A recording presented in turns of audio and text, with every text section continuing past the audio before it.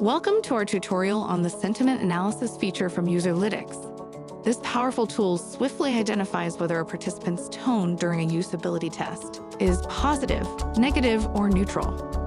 This allows you to gain immediate insights into your user's emotions, streamlining the process of analyzing user feedback without the need for hours of manual video review. Typically, analyzing user sentiment manually could take upwards of 10 hours per study. However, with our sentiment analysis feature, you can drastically reduce this time.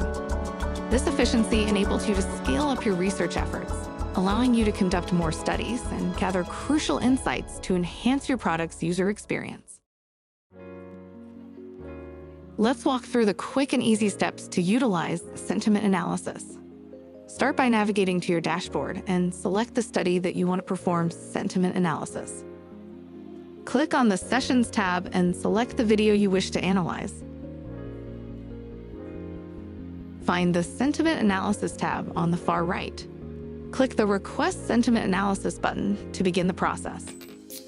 After requesting, you can relax or continue working.